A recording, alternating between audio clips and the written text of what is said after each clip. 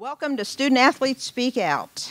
Today you're going to listen to 5 speakers who are in my public speaking class, and the first one is Parker VonEgidy. He is a native of Charlotte, North Carolina, who transferred to WVU from the University of Missouri. He lettered in wrestling all 4 years of high school, as well as lettering 1 year in football. He ended his high school career with a record of 227 and 15, where he was a 6-time All-American and 4-time All-Conference selection. At the University of Missouri, he picked up 18 wins overall, including 2 pins and 6 major decisions. Parker is a freshman majoring in MDS, that's the Multidisciplinary Studies program where you have 3 minors, and his 3 minors include nutrition, strength and conditioning, and entrepreneurship. After graduation, he plans to cage fight for UFC and then hopes to open a gym with his brother. The title of Parker's speech is "The Only Place You Have to Live."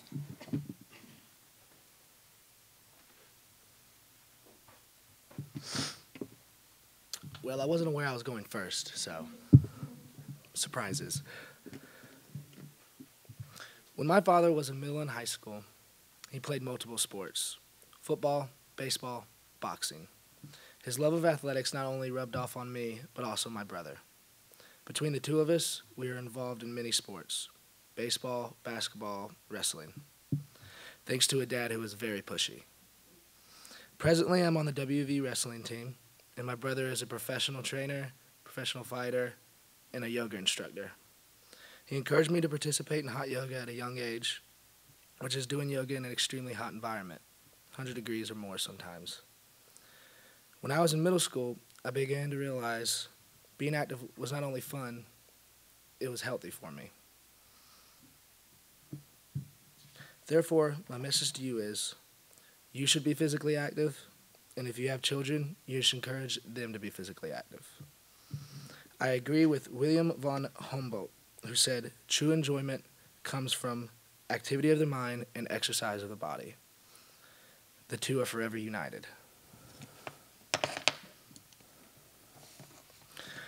According to a website, AmazingAthletes.com, children should play sports for 5 reasons. First, research has shown that children who are involved in sports do better than children who are not involved in sports. I agree with that because maintaining eligibility and the prospect of D1 offers while I was in high school were very motivating factors for me. Second, children are taught lifelong skills through sports: teamwork, goal setting, and hard work. They are forced to collaborate and cooperate with others toward a common goal. This provides the foundation for successful careers and family lives in adulthood. I understand this point because I was in trouble a lot in elementary school. When I got involved in wrestling, that lessened. I wanted to be good. I wanted to make sure I wasn't kicked off the team. Third, exercise promotes well-rounded health, keeping us fit, helping us maintaining a healthy weight. When children begin exercising, they are more likely to prevent adult diseases like breast cancer or osteoporosis. Research also shows they are less likely to smoke. Fourth, sports boost self-confidence. My self-confidence improved as I made new friends and learned how to achieve my goals through hard work.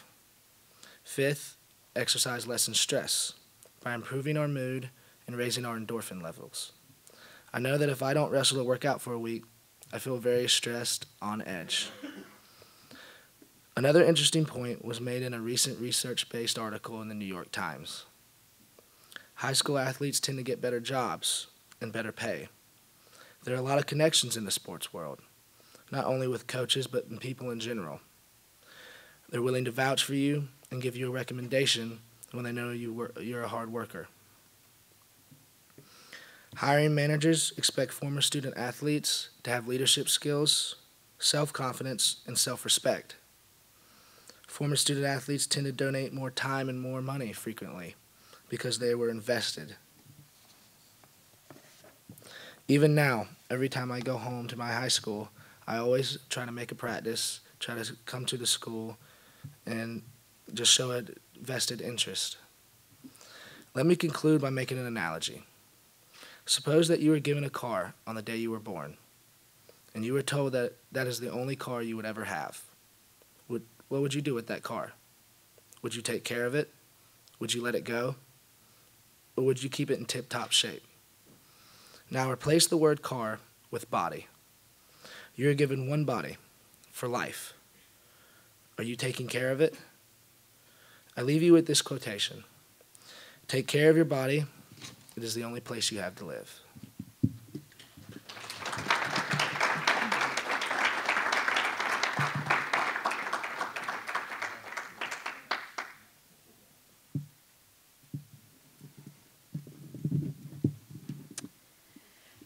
Tennis standout Lin Choo is from Kuching, Sarawak, Malaysia. Right? Okay. She is a freshman majoring in pre-pharmacy and is a member of the Big 12 Commissioner's Honor Roll. Her goal is to be a pharmacist in a hospital setting. She finished the fall season with a 16-7 combined record, winning 9 of her last 11 singles matches. Lin has competed in tournaments in Indonesia and Singapore and played on Malaysia's national 2011 and 2012 Junior Fed Cup team. The title of her speech is Self-Love.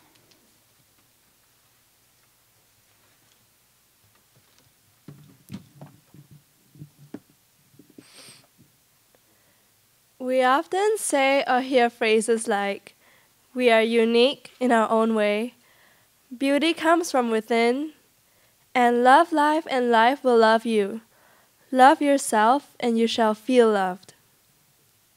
We are told to love everything about ourselves, our qualities, our appearances, even our flaws. Yet, some of us find it difficult to achieve that because there are many things that can affect our self-esteem. We feel dissatisfied when we compare ourselves with others who seem better than we are. We tend to lose our self-love when we fail to be what we want for ourselves without even realizing it. Today, I would like to share my self-love experience with you. At home in Malaysia, I practice on a tennis court for several hours after school every day. I was so thin that some people found it difficult to believe that I was a tennis player. At that time, I enjoyed eating and indulging in food that I love. Food like cakes, cookies, and chocolates. I never had to worry about what I ate or how much I ate because I was very thin 2 years ago. Unfortunately, things changed when I came to college. I did not lift or do any conditioning back home, so those things were new to me. I lived in the dorms where more food was available than I was used to at home. I had bigger meals and I ate more than I did before. A few months later, I realized that I had gained weight. That caused me to be very cautious about what goes into my body. I was afraid that the number on the scale would continue to increase. To prevent that from happening, I forced myself to cut down and eliminate my favorite foods, hoping that I would lose weight. What I did not expect was the more I controlled myself, the more I craved, and the more I ate. So feelings of anxiety built in me. I was so worried that I kept trying to eat less and less. I showed up tired at practices. Some nights it bothered me so much that I couldn't fall asleep and I couldn't focus on what I was studying. Even though I was already thin, I wanted to be thinner every time I looked into the mirror.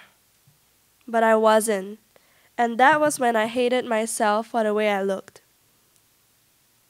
Over the summer, I went home and I lost a lot of weight. I realized that no matter how much weight I lost, I did not love myself for the way I looked. From my experience, I learned that we cannot guarantee that everything will go perfectly the way we want it to be throughout our lives, because it won't.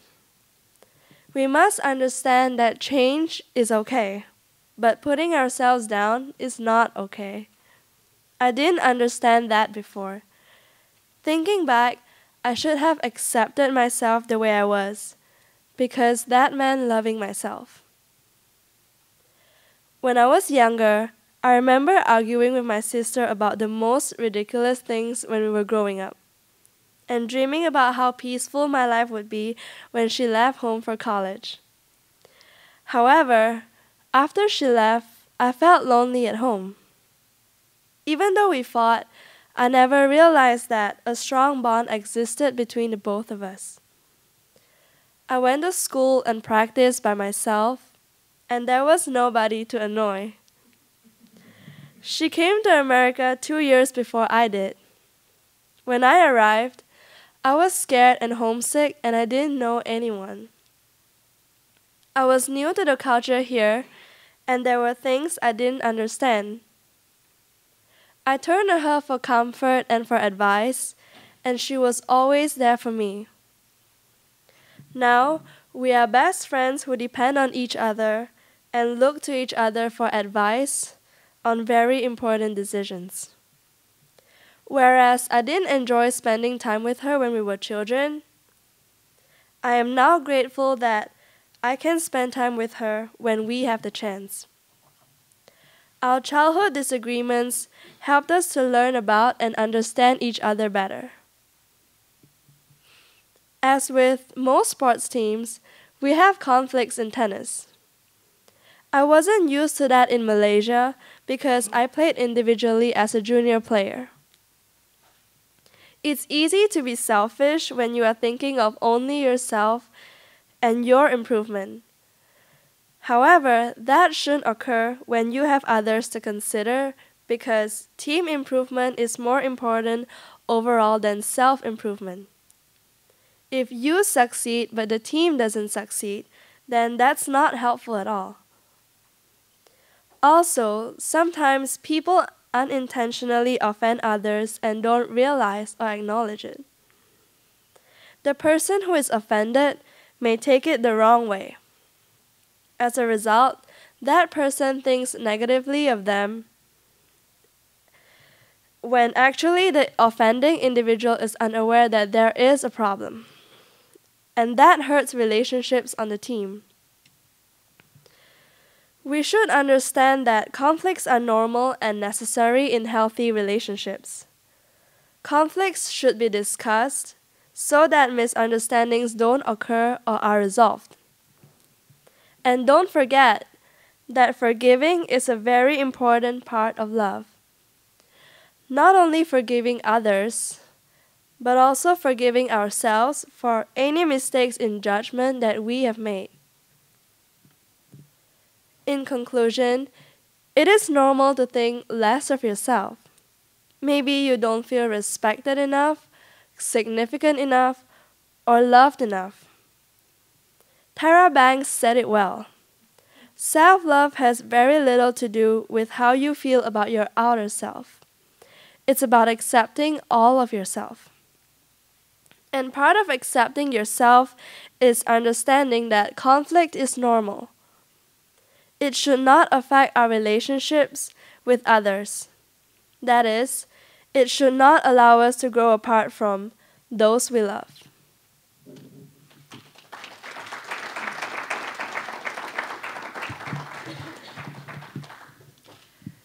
If you're from Morgantown, then you might remember the name Jesse Schiffbauer.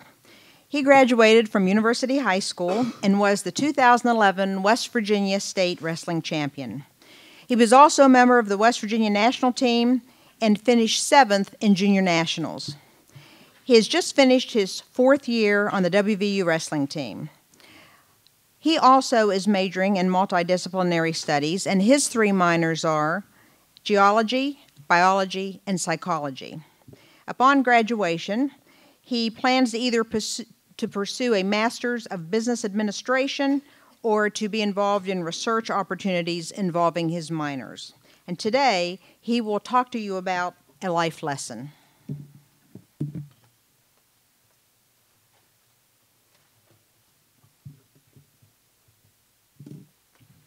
It was late February in 2011, and I was on top of the world. I had just fulfilled one of my lifelong goals to win the state wrestling championship. My grades were good, I was an academic All-American, and I was eager to become a freshman and join the wrestling team here at WVU. Everything was going my way until I decided to go celebrate one night with some friends, and I hit the bar scene downtown. Since we were only 18, we were limited to which bars would allow us entry. We decided on one and went in. Once I entered, I saw a friend there who was 21 and therefore of legal drinking age. He offered to buy me a drink, and I agreed. I drank a single shot, which is straight liquor that has nothing mixed with it, and that was the only drink I had that night. About 30 minutes later, I left, and I felt fine, or so I thought. However, on my drive home, I was pulled over for speeding. When asked, I told the officer I had one drink that night.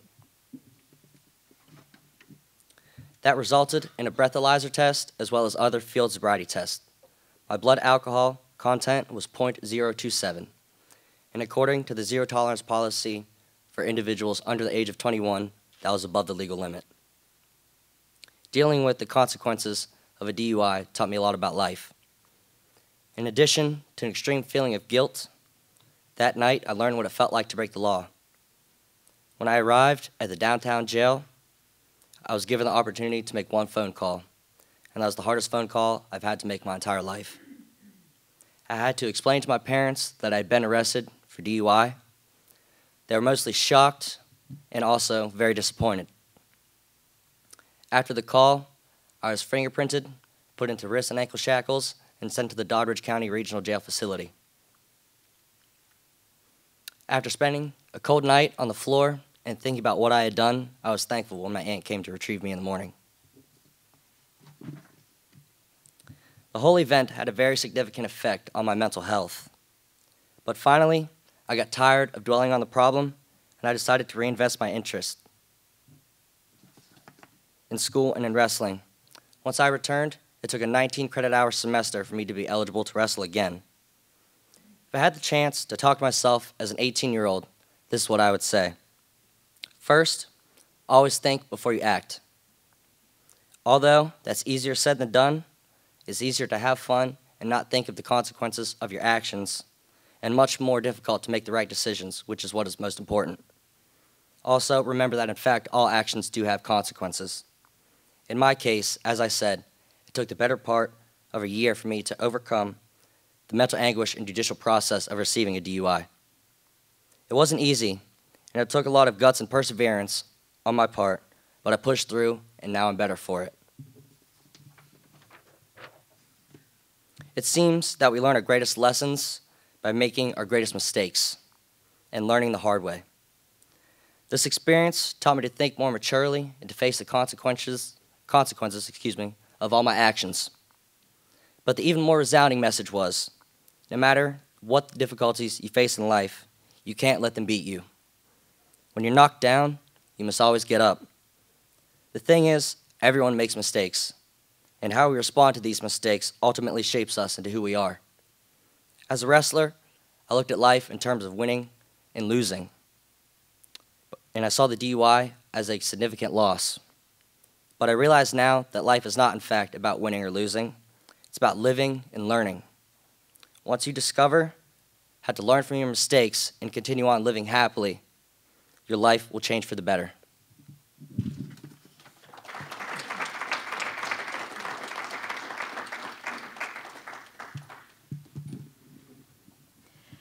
In high school, Chania Ray was regarded as one of the most talented players in the Northern Virginia area.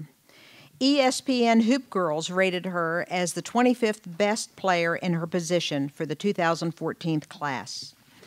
A transfer from Florida State, she is currently sitting out in compliance with NCAA transfer rules. As a freshman, she hopes to be either a forensic scientist or an attorney. During her senior year in high school, she and her mother bought blankets and gave them to people at a homeless shelter in the Washington, D.C. area. Listen as she tells you about the importance of bad decisions.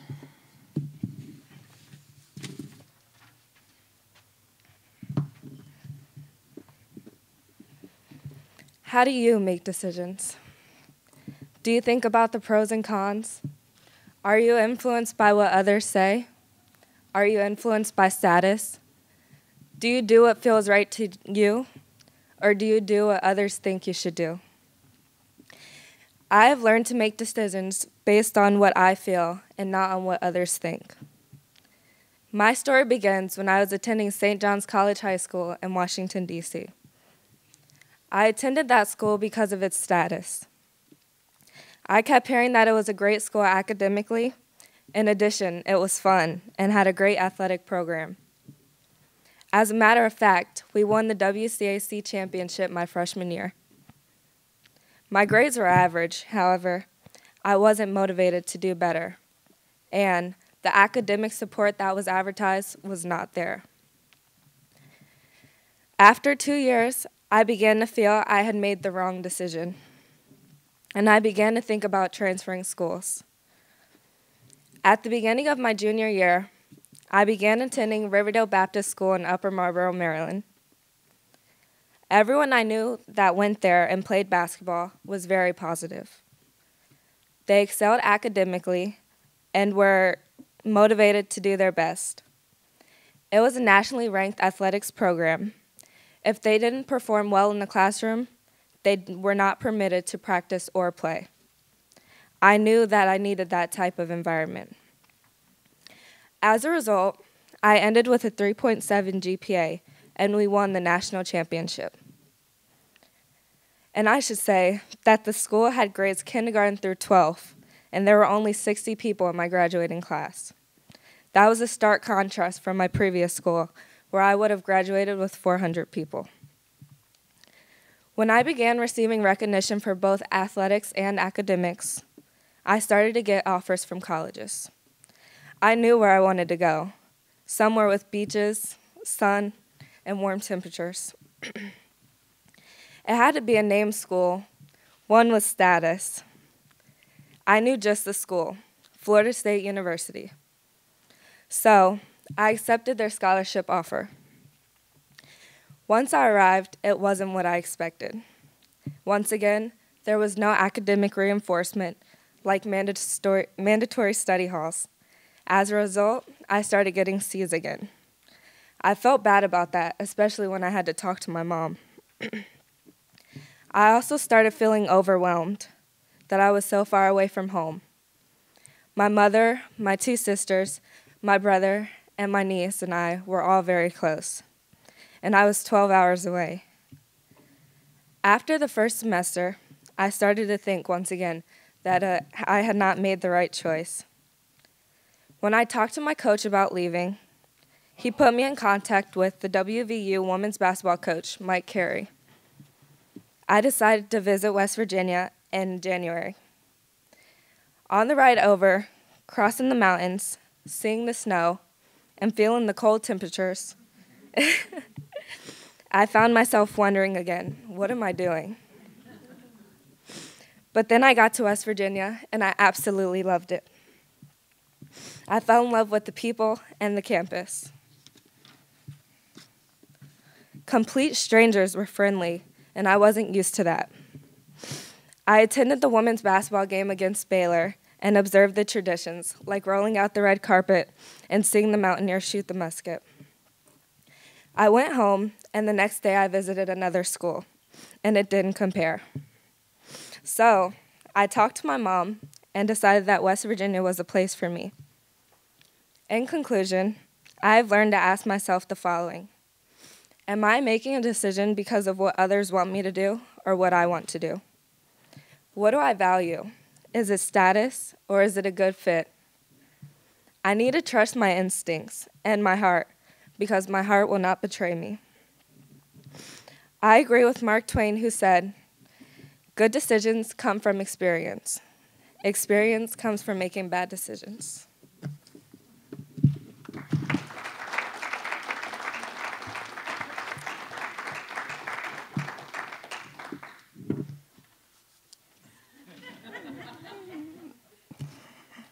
Our last speaker is freshman defensive lineman Tyree Owens from Oviedo, Florida. He is majoring currently in general studies. He earned a spot on the 2013 All-Seminole Athletic Conference first-team defense, and Tyree was selected to play in the Central Florida All-Star Game, where he was named Player of the Game against Seminole, finishing with 16 tackles. He was rated number 75 on Orlando Sentinel's Top 100 Florida Prospects, and he received a 3-star rating by ESPN, 247 Sports, Rivals, and Scout. The title of Tyree's speech is No Longer Number 64.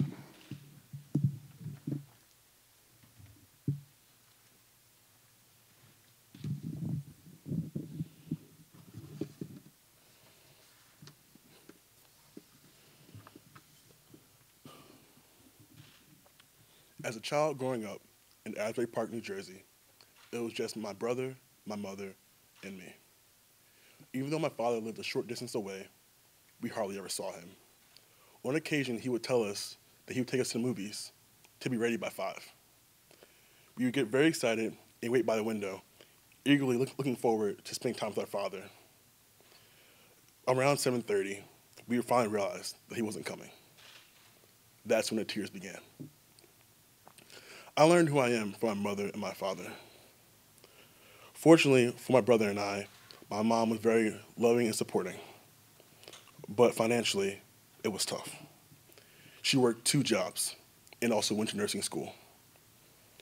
When I started playing football in high school, she never missed a game, except for one where she was in the hospital. Before every game, she prayed with me. We prayed for strength, courage, and that nobody would get seriously hurt. She instilled the value of hard work in me, telling me that with my talent, I can make it.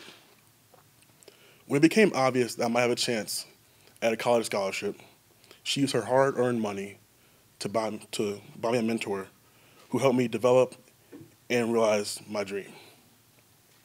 I'll never forget the evening that call came. I just finished training with my mentor, and when I was done, I saw several missed calls from my coach. Assuming that I was in trouble, I didn't call him back. On our drive home, he called my mom and asked if he could speak with me. I answered the phone. He said, "How are you doing, Tyree?" I said, "Just fine." He said, "We're about to be doing a lot better." It turned out that my first offer has arrived, and it was from West Virginia. When I yelled to my mom that I got my first offer, we were so excited that we almost crashed. I couldn't believe it. I was going to college, and my mom or I would not take out any loans to pay for it. Even though I received 21 other offers, I made my decision to come to West Virginia. It was a very easy one. Shortly after that first offer, I received a call from my father. He told me that he was proud of me, and that he was sorry for how he had been, and that he would try to change. But at this point, I knew that change would never happen, so I didn't get my hopes up. After the other 21 offers came in, he started calling more and telling me that he would try to attend my high school games, but that never happened. He also promised that when I start to actually play at West Virginia, that he and other family members would try to come to make it to my games, but I don't anticipate any of that happening. From my dad, I learned the following: how important it is to keep a promise, especially to a child. How important it is to support loved ones and to be there when they need you the most. How important it is to have good character, because talent is not enough. In high school, my father excelled in both track and football. He was Olympic material. However, poor decisions cost him the opportunity to win a scholarship. He needed to heed the words of John Wooten: "Talent will take you to the top, but character will keep you there." So, what have I learned? There was a time when my goal was to be a better person than my father. When I was in high school, they asked me what number I wanted to be for football. I thought for a minute. Then I said, when my dad played football, he was number 32. I want to be twice the man he is, so I want to be number 64. Now that I'm at West Virginia, I've let go of that attitude. I realize that I can be any number because I am my own man. Finally, I understand the importance of responsibility and hard work. I understand what it takes to get to the top. And even though I'll always have the loving support of my mother and my brother, the bottom line is, if it is to be, it's up to me.